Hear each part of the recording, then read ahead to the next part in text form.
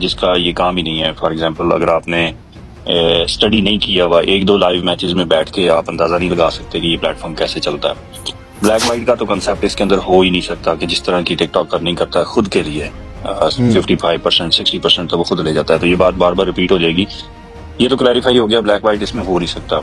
दूसरी बात ये कि जो फेम है उनका प्लेटफॉर्म टोटली डिफरेंट है, आपका प्लेटफॉर्म टोटली डिफरेंट है। तो दो डिफरेंट किस्म के या दो डिफरेंट नस्ल के घोड़े जब एक मैदान में चलते हैं तो वो किसी का मुंह किसी तरफ होता है, किसी का मुंह किसी तरफ होता है, लेकिन मैदान एक ही होता है उनके पास। Very good. तो ये तो टोटल फेम की और व्यूज की गेम है। बचपन में शुरू में देखते होते थे कि यार ये टीवी पे इस तरह से चीजें चलती हैं, किसी जमाने में पीटीवी पे और इस तरह बहुत से ड्रामे भी देखते थे। तो वो व्यूज का ही है कि जितनी ज्यादा पब्लिक के पास आपकी एक्सेस है वो उतनी ज्यादा पब्लिक आपको लाइक करेगी, फेम देगी। फेम की सारी गेम है। अगर आपके व्यूज नहीं आ रहे तो आपको कंटेंट इस तरह का बनाओ जिसके ऊपर आवाम को पता चले कि यार हाँ ये बंदा वाकई सिंसियरली कंटेंट बना रहा है।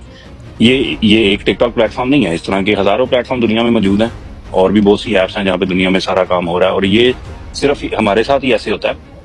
बाकी आप देख लो, नॉर्थ अमेरिका में चले जाओ, आप मैक्सिको, वेस्ट इंडीज, वो सारा एरिया अगर आप घूमो तो वहाँ पे दुनिया बैठ के होस्टिंग कर रही है। होस्टिंग का तरीकाकार लोगों का डिफरेंट होता है, वो अलग बात है कि आपने अपनी ऑडियंस को किस तरह से कंट्रोल करना है, किस तरह से आप अपनी ऑडियंस को इंगेज करके रखते हो अपने साथ। लेकिन अदरवाइज तो ये आपका बनता ही नहीं है। मतलब इसके ऊपर कोई, मैं अगर उसकी जगह पे होता तो मेरे लिए तो ये बिल्कुल ही ऑब्वियसली और टोटली ऑफ सर्कल बात है, यानी कि इसके ऊपर तो कंटेंट बनता ही नहीं है किसी भी किस्म का। बिल्कुल तो ये काम का कंट्रोवर्सी क्रिएट करने की बात है, कंट्रोवर्सी से दूर ही रहना चाहिए। नहीं महाराज।